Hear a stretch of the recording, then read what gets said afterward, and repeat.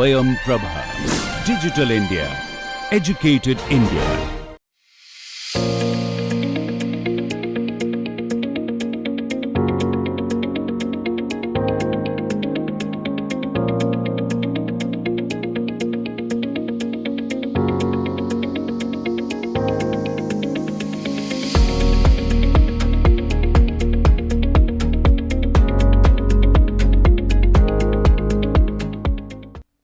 Welcome to the last lecture of this course, and this lecture will cover crematoriums and burial grounds.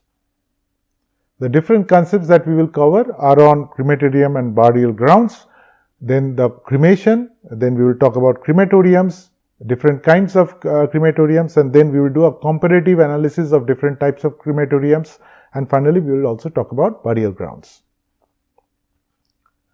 Now, crematorium and burial grounds are there in urban areas so that we can safely dispose human bodies after their death, and usually there are a lot of concerns in regards to disposal of human bodies. There are environmental concerns, ethical concerns, social concerns, economical concerns, religious concerns, and political concerns as well.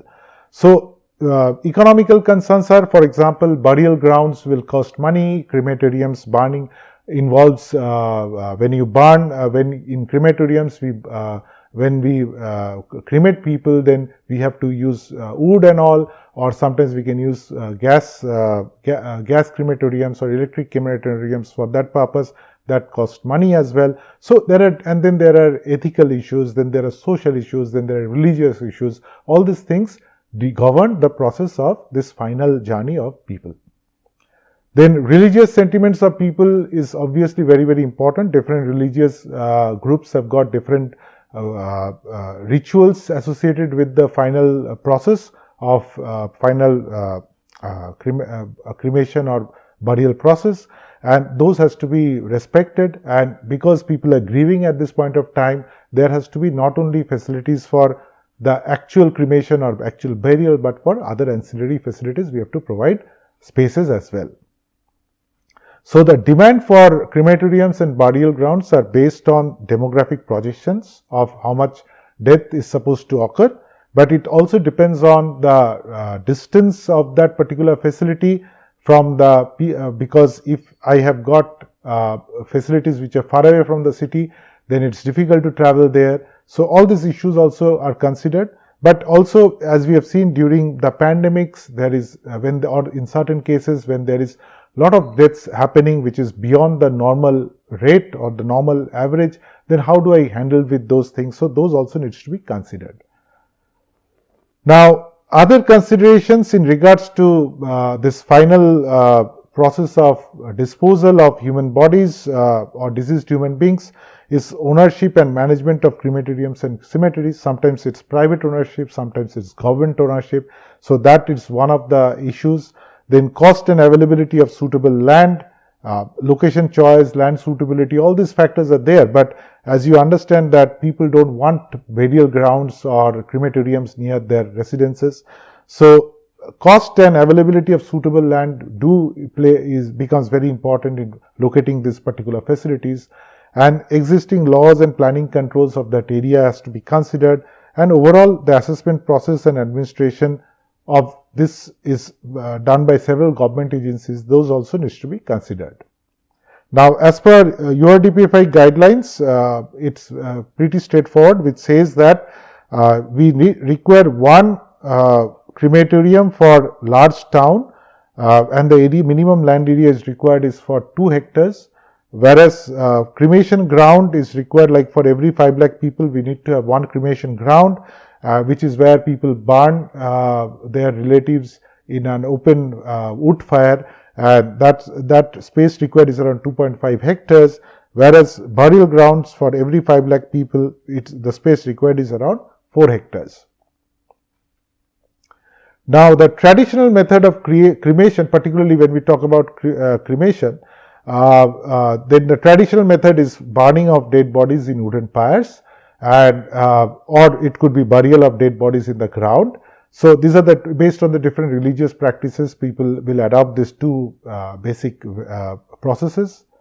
Then There are certain issues with traditional methods. For example, improper and inadequate burning of dead bodies results in pollution of water body. A lot of wood is also required, particularly for cremation by burning, and high degree of temperature is not possible. So, because it's a wood burning, and so that leaves a lot of unburnt material as well, and lot of other materials which pollute. Then wood pyres creates air pollution, and ash spreads over the air. When there is a lot of wind, it will spread to faraway places as well. So, certain considerations has to be there for crematoriums. One is emission control of pollutants, distance of habitable buildings, that is how far away the surrounding residential areas are, proper disposal of the ash that is generated. Disposal of some of the ash is returned to the family, but most of it is disposed directly from the crematorium. Disposal of ancillary substances used in cremation ceremony, like other materials which get burned. Ancillary facilities also needs to be provided, such as parking space, space for waiting, rituals, changing rooms, space for family members, shops, office, staff room, public toilet, space for traditional methods of cremation, so on. So you can see over here, this is a conventional crematoria design where we have a waiting hall and a open hall, probably burning happens over here. Then there is a wood store, and then there is other places also where people can wait and so on. Whereas this is an electric crematorium where we have a morning waiting hall. There is this furnace actually where the body, this is a 2-level furnace that is provided, and actually the body is put inside the furnace. And then after that the rituals happen and all, and then the body could be put inside the furnace. So we can have two kinds of crematoriums, electric crematoriums and gas crematoriums, and usually both involves a moving trolley. In case of electronic crematoriums, there is a furnace of 54 kilowatts. Then the gas that is generated after burning, that needs to be cleaned, and usually we use Venturi scrubbers for that, where the carbon is captured and the gas is washed, and eventually the gas is released via chimney, which is at least 100 feet high. And finally, we also have controls for the movement of the trays, or control of the blowers, or control of the furnace. So this is the image of one of the crematoriums, or the furnace within the crematorium, and the flue gas needs to be cleaned, and once the gas is cleaned, it is released via the stack. So usually there are fans which blows the air, and the burning material and all these things are the gas is actually captured in back filters, and finally the smoke is driven using a fan through the stack. The combustion chamber, also known as a retort chamber, is lined with refractory bricks which can withstand temperature fluctuations to the extent of 1200 degrees centigrade. And usually there is double chamber cremation furnace. So this has got two chambers, one at the bottom and top, with a cremation bed and secondary air holes, so that air could be blown. And time of cremation is around 60 to 90 minutes based on different biological processes and matters. Biological matter, the time varies. And hazardous gas are cleaned by Venturi scrubber with water treatment, and the hot air is discharged to chimney, which is 100 feet high. For LPG crematorium, more or less everything is same. We have a movable trolley, cremation furnace, LPG gas combustion system, and then we have got Venturi scrubbers, then chimney and controls. So in case of gas crematoriums, there is a primary and a secondary chamber instead of just a simple furnace. And the furnace is basically a double chamber furnace, similar to the last one, and which has a cremation bed and secondary air holes. And the furnace is lined with high quality alumina refractory bricks, fire bricks, insulation bricks, and earth bricks as well. The gas how it works, combustion blowers and air blowers is first switched on, which blows air, and primary and secondary burners in the cremation chambers are switched on, which helps to achieve around 850 degrees centigrade. And then the body is placed for cremation, doors are kept closed. The temperature reaches around 850 to 1100 degrees, and it takes around 60 to 90 minutes for the cremation to be completed. Finally, gas cleaning has to be done, and finally these are released, which is similar to the, after cleaning it is released, similar to an electric crematorium. So this chart gives a comparison of the different types of crematoriums. So these are standalone crematoriums or standard crematoriums where this normal wood is utilized. So over here you can see the different kinds of the cost of each of these crematoriums. Over on this side you can see there's some improved designs are being discussed, as well as gas furnace or electric furnace crematoriums are also discussed.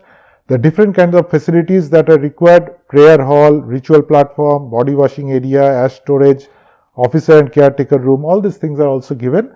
So each requires certain spaces and all. So overall boundary walls are also given, facilities for toilets, hand wash, sitting areas, these are also given. So this you can go through this particular chart and determine that what sort of area is required for a crematorium, and roughly you can say that the costs are also given. So this gives you a rough idea about how much money is required to set up this kind of crematoriums as well.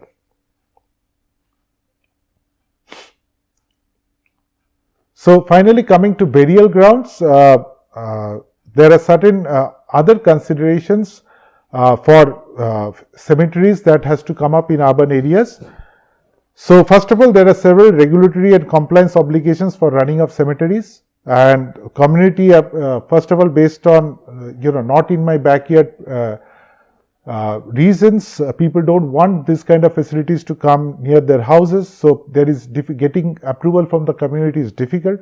So existing cemeteries are fine, but for new cemeteries this is really difficult to get permission for this. Then cemeteries, most of the cemeteries are exhausting their spaces because of the population pressure, and there has to be adequate depth of burial because people are reusing the same spaces for burying. But there has to be adequate depth for burial so that there is no water table contamination and the decomposition takes place smoothly. So site selections are for a new cemetery are done considering soil characteristics of that area, potential for groundwater contamination, vegetation and ecology, and taphonomic aspects which is related with the body's decomposition and bones and all this. So usually a large area is required for a cemetery, which is also a big issue because we don't get this kind of large areas in urban areas.